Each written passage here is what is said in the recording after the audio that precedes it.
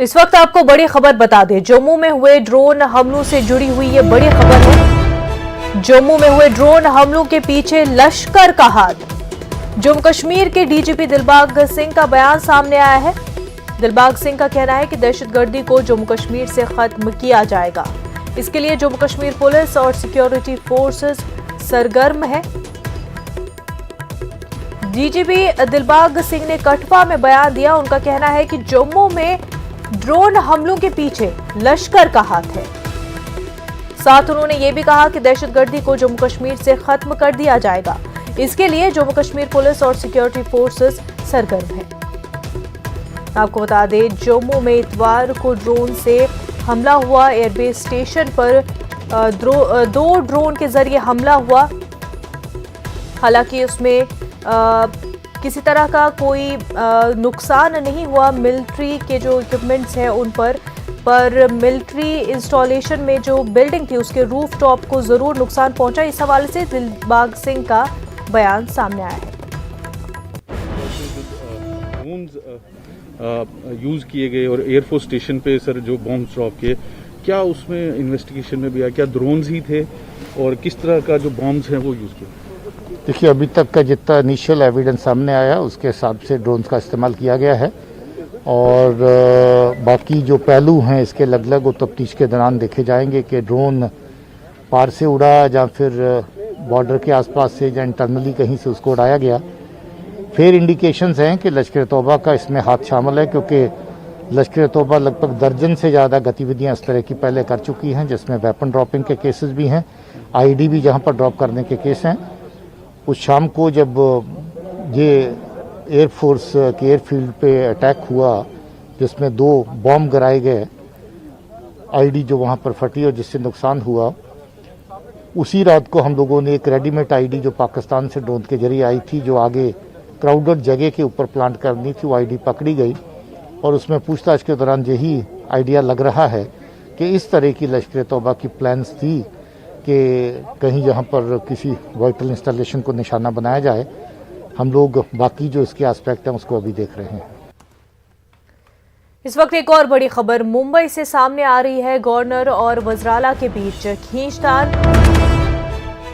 Governor के खत का उद्धव ठाकरे ने जवाब दिया है। गवर्नर के मुतालबात को वज़राला उद्धव ठाकरे ने मुस्तरद कर दिया है। गवर्नर ने स्पीकर के चुनाव और असेंबली इजलास की मियाद में तौसी का मुतालबा किया था, जिसको वज़राला उद्धव ठाकरे ने मुस्तरद कर दिया है।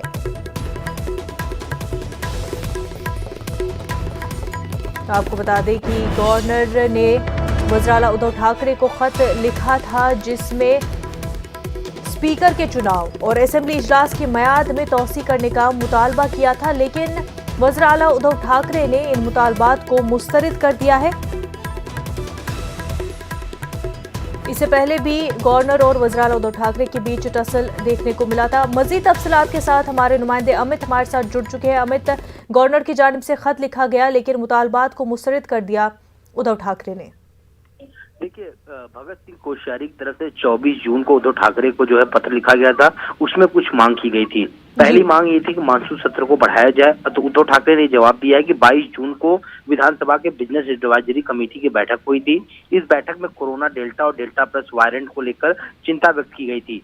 जिस कमेटी के बाद अधिकार है विधानसभा का सत्र बुलाने का, उसी कमेटी ने तय किया है कि सिर्फ 2 दिन का सत्र बुलाया जाए।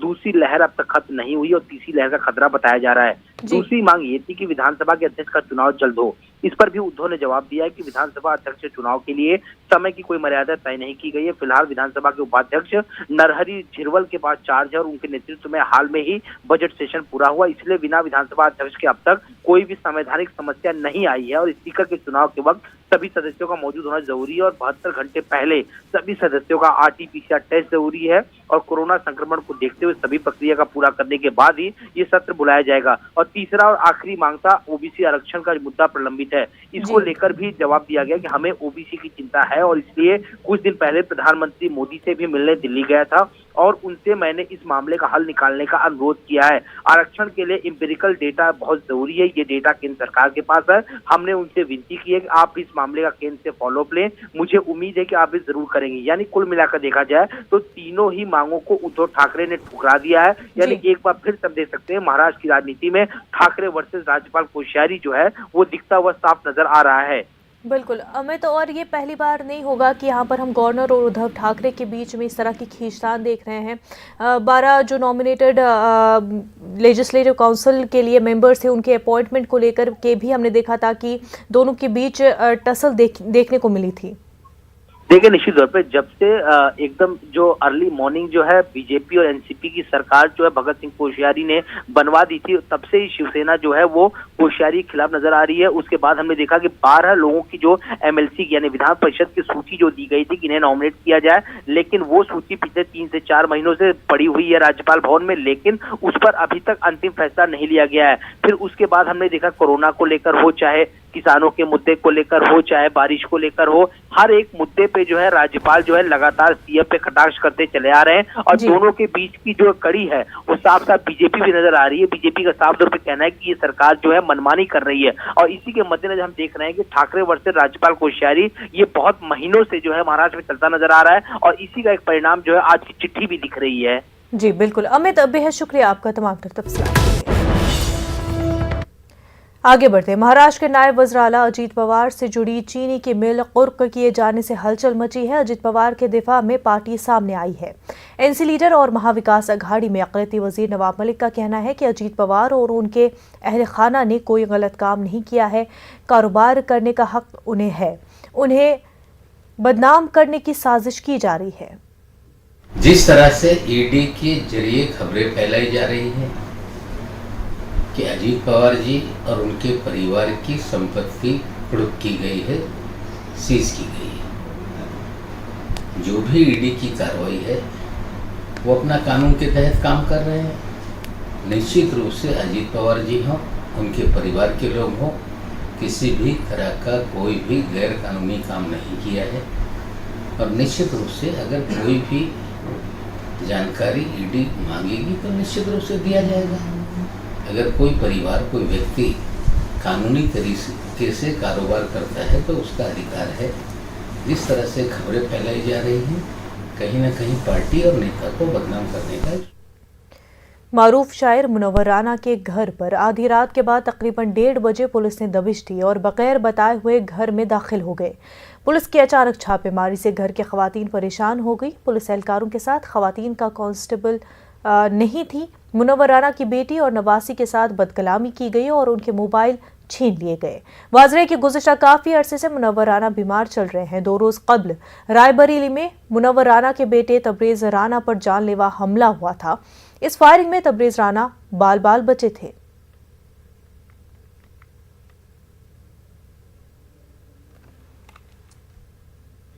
देखिए, जो भी पुलिस की मशहूर शायर मुनव्वर राना के घर पर देर रात दबिश दी थी पुलिस ने। बताया जा रहा है रायबरेली पुलिस थी और उस पुलिस ने बदसलूकी की है, बगैर वारंट, बगैर इजाज़त घर के अंदर दाखिल हुए। क्या था पूरा मामला, बात करने के लिए मुनव्वर राना की सुपुत्री सुमैया राना हमारे साथ है। सुमैया जी, क्या हुआ था एग्जैक्टली?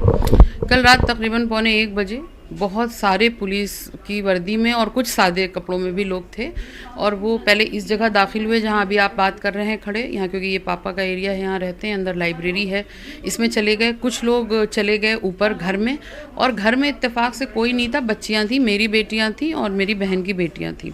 इसके बाद जब उन बच्चियों ने अपोज किया कि आप घर में ऐसे कैसे चले, क्योंकि जाहिर सी बात है वो बच्चियाँ हैं और कोई हम लोग क्रिमिनल या हिस्ट्री शीटर तो है नहीं कि ये सब कभी देखा होगा। तो जब ये आने लगे तो एक बच्ची, उसमें भांजी मेरी वीडियो बना रही थी कि आप इस तरह नहीं कर सकते।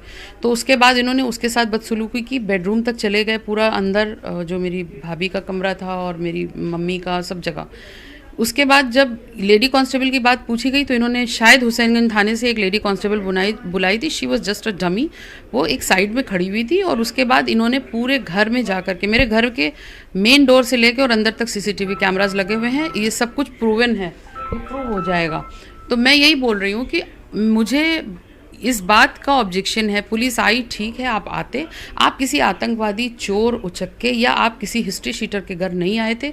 आप एक सम्मानित व्यक्ति, एक सम्मानित शायर के घर आए थे, वो भी अंतर्राष्ट्रीय विख्याति जिनकी है, जो विख्यात हैं अपनी शायरी के हवाले से, जिन्होंने पूरी दुनिया में अपने मुल्क का, अपनी शायरी, अपनी कलम के हवाले से नाम रोशन किया था। आप वहाँ आए भी थे और आपके काम में अगर हम बाधा डालते तब तो आप ये काम कर सकते थे, लेकिन आपने आते ही ये कौन सी बात की थी? ये तो बहुत अनलॉफुल एक्ट है पुलिस का। और ये बात सवालिया निशान बहुत बड़ा छोड़ के गए हैं कि अगर ये हमारे साथ ऐसा कर सकती है पुलिस, तो यूपी के और लोग किस तरीके से इनके साए में जिंदा होंगे, ये बहुत बड़ा सवाल है। क्या पुलिस से आपने पूछा कि वो किस मुतल्लिक आए हैं? कोई बिल्कुल नहीं, वो बात नहीं कर रहे थे, मुस्तकिल बदतमीज़ी कर रहे थे। और उसके बाद मैंने एक को से बात की, एक कोई वो सादे कपड़ों में थे, पता नहीं। पहले देखिए, सबसे पहला सवाल तो ये है कि जब मेरे घर में रात में 1 बजे दाखिल होने वाले लोग जो कुछ वर्दी और बिना वर्दी के थे, मैं पहले ये कैसे मान लूँ कि वो पुलिस के लोग थे? वो वर्दी में गुंडे थे या गुंडों की शक्ल में पुलिस थी, पहले तो ये तय होना बाकी है। क्योंकि जिस तरीके से जो उनका मॉडस ऑपरेंडी था, वो जिस तरह घर में दाखिल हुए थे, मुझे नहीं लगता कि पुलिस महकमा इसकी इजाज़त देता होगा। और अगर ये कर रहे हैं तो ये सरासर गुंडे ही कर रहे हैं। तो ये थी सुमैया राणा जो बता रही हैं कि कहाँ की पुलिस थी, कौन थे, इनको बताया भी नहीं गया कि वो घर के अंदर क्यों दाखिल हुए, लेकिन मांगने पर भी उन्होंने कहने पर भी वारंट नहीं दिखाया। कैमरामैन गोपी गिरी के साथ ऋषभ मणि त्रिपाठी, न्यूज़ 18 लखनऊ। कल क्या पुलिस आपके पास आई थी, आपके घर में दाखिल हुई थी? नहीं मालूम कि वो पुलिस थे कि बदमाश थे। 2-3 वर्दी पहने हुए थे। वर्दी बाजार में बिकती हैं, नकली लोग वर्दी पहन के घूमते हैं। 40-50 लोग बगैर वर्दी के थे। मुझे नहीं मालूम कि पुलिस गुंडे लेकर के चलती है, गुंडे किराए पर रखने लगी है, तो मुझे कुछ मालूम ही नहीं। मैं पूछता रहा उन लोगों से, आप बता। मैं अपना शायर होने का नाते, हुजूर, जनाब, श्रीमान, तशरीफ़ लाइए, बैठिए, बताइए क्या बात है। 1 बजे रात में मैं यहाँ बीमार ऊँट की तरह मैं मर रहा था। मैंने दवा भी दिन भर यही सब टेंशनबाजी चलती ही रही कि 1 बजे रात में आया और दरवाज़ा बड़बड़ाया। मैं तो इस काबिल भी नहीं हूँ कि मैं जो जा करके दरवाज़ा खोल सकूँ।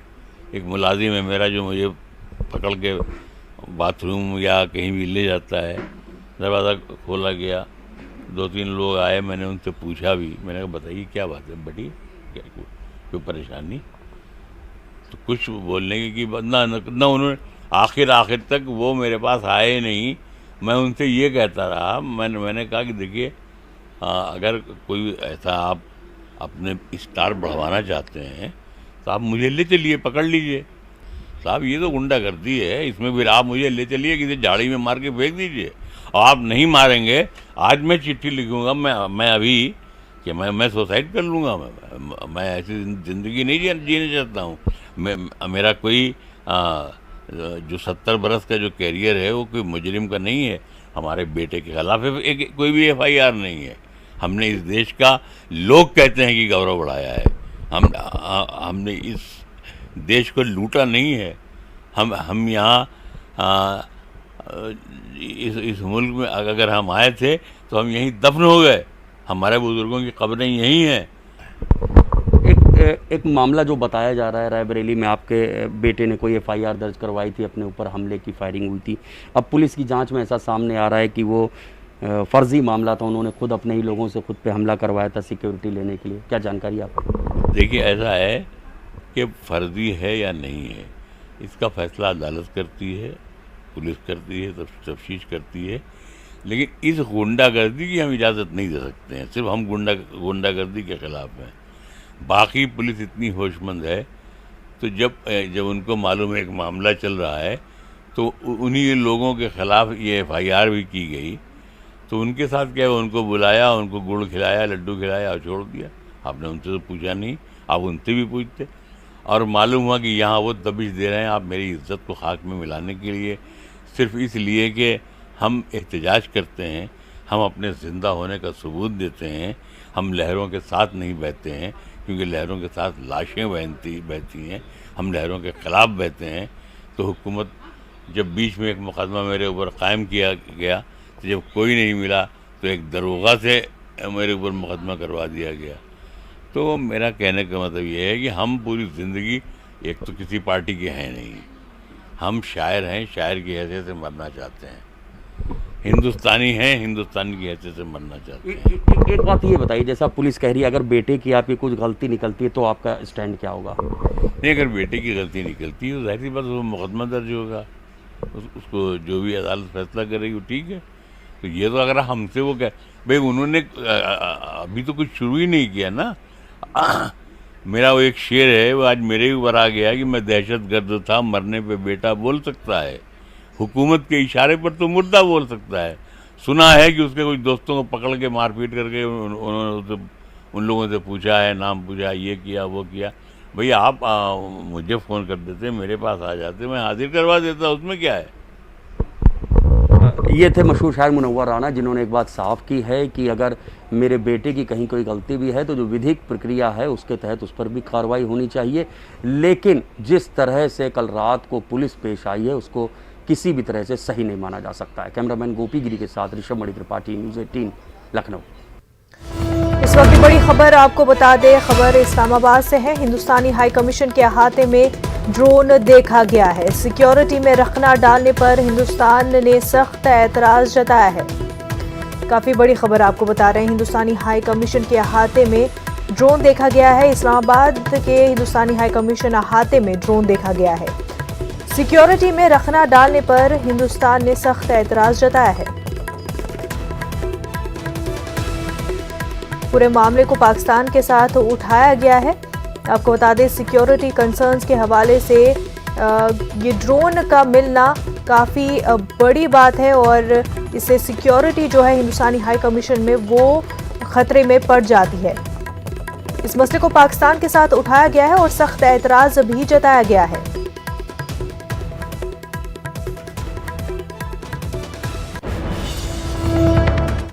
का खैर मकदम है। मध्य प्रदेश के निमावर में गुज़िश्ता माह हुए इज्तिमाई कत्ल के मामले में बीजेपी और कांग्रेस के दरमियान सियासत शुरू हो गई है। निमावर इज्तिमाई कत्ल मामले को लेकर साबिक़ सीएम कमलनाथ ने वज़ीर शिवराज सिंह को खत लिखकर जहां मामले की सीबीआई जांच कराने का मुतालबा किया है, वहीं मामले की जांच करने के लिए कांग्रेस की 5 रुकनी टीम भी तश्कील दी है। दूसरी जानिब वज़ीर शिवराज सिंह निमावर इज्तिमाई कत्ल और रियासत के अमन कानून की सूरत हाल को लेकर मंत्रालय में मीटिंग की। वज़ीर ने निमावर इज्तिमाई कत्ल पर अपने अफसोस का इजहार करते हुए मामले को फास्ट ट्रैक कोर्ट में चलाने का न सिर्फ ऐलान किया बल्कि महलूकीन के खानदान को 41,25,000 की माली इमदाद देने का ऐलान भी किया। वाज़ेह कि निमावर इज्तिमाई कत्ल मामला खेत में एक साथ 5 लोगों की लाश का ढांचा मिलने के बाद सामने आया था। दलित खानदान से ताल्लुक रखने वाले 5 लोग 13 मई से 17 मई के दरमियान लापता हुए थे और 17 मई को उनकी गुमशुदगी की रिपोर्ट थाने में लिखवाई गई थी। 45 दिन की लंबी तलाश के बाद पुलिस को मामले में कामयाबी मिली और 3 मुल्जिमान को गिरफ्तार किया गया, जिनकी निशानदेही पर खेत को खोदकर 30 जून को 5 लाशों को बाहर निकाला गया था। कानून और व्यवस्था को लेकर आज मैंने उच्च स्तरीय बैठक की है। विशेषकर नेवावर की जो घटना हुई वो जघन्यतम है। ये अपराधी नराधम है, पकड़ लिए गए हैं लेकिन फास्ट ट्रैक कोर्ट में मुकदमा चला के इनको सख्त से सख्त दुर्लभ सजा मिले, इस पर सरकार कोई कसर नहीं छोड़ेगी और कार्रवाई का उदाहरण प्रस्तुत करेगी। घटना से मैं भी अंदर से बहुत आहत हूं, लेकिन केवल इससे काम नहीं चलेगा। मैंने कह दिया है, निर्देश दिए कि परिणाम चाहिए। पीड़ित परिवार के साथ हमारी संवेदनाएं हैं। 41,25,000 रुपए की सहायता पीड़ित परिवार के परिजनों को। मध्य प्रदेश में शिवराज सिंह हुकूमत की तश्कील के 1.5 साल बाद वजीरों को जिला इंचार्ज बनाए जाने पर कांग्रेस ने सख्त तनकीद का निशाना बनाया है। कांग्रेस एमएलए कनाल चौधरी का कहना है कि कोरोना कहर में जब अवाम को खिदमत की ज़रूरत थी तब हुकूमत ने रियासत के अजला में इंचार्ज वजीरों की तकर्रुरी नहीं की और अब जबकि हालात साजगार हो गए हैं तो इंचार्ज वजीरों की तकर्रुरी की गई है। कांग्रेस का ये भी इल्ज़ाम है कि इंचार्ज वजीरों की तकर्रुरी के पीछे 1 जुलाई से ट्रांसफ़र पर आयद पाबंदियों को हटाकर तबादला इंडस्ट्री को फ़रोग़ देना है। वहीं मध्य प्रदेश के वजीर बराए शहरी तरक्यात भूपेंद्र सिंह ने कांग्रेस के इल्ज़ाम पर जवाबी हमला करते हुए कहा कि सरकार के काम और अवामी मकबूलियत से कांग्रेस अपना होश खो बैठी है। कमलनाथ की 15 माह की हुकूमत में जिस तरह से तबादला इंडस्ट्री को फ़रोग़ दिया गया था वही इल्ज़ाम कांग्रेस बीजेपी पर लगाकर अपना जुर्म छुपाना चाहती है। मध्य प्रदेश एक ऐसा अजूबा प्रदेश जो कई महीनों सालों से मध्य प्रदेश बगैर प्रभारी मंत्री के चला। जब मध्य प्रदेश की जनता को ऑक्सीजन की जरूरत थी तब प्रदेश के जिलों में प्रभारी मंत्री नहीं था। जब मध्य प्रदेश की जनता राशन के लिए तड़प रही थी तब प्रभारी मंत्री नहीं था। जब जरूरत के काम की चीजें थी जब प्रभारी मंत्री नहीं था। आज लूट सके तो लूट योजना के लिए उद्योग अपना जो चलाने के लिए जो ट्रांसफर उद्योग के लिए प्रभारी मंत्रियों की नियुक्ति करी गई है। सरकार की मंशा कैसे लूटे जनता को इसके प्रति है, ना कि जनता को राहत देने के प्रति है। कांग्रेस के पास कुछ बोलने के लिए मुद्दे नहीं है और तबादला उद्योग तो कांग्रेस की सरकार में चलता था 12 महीने। हम लोगों ने तो एक निश्चित समय तय किया है, उसकी भी गाइडलाइन बनाई है और इसलिए जो बहुत आवश्यक ट्रांसफ़र होंगे वो ही ट्रांसफ़र होंगे। नेटवर्क 18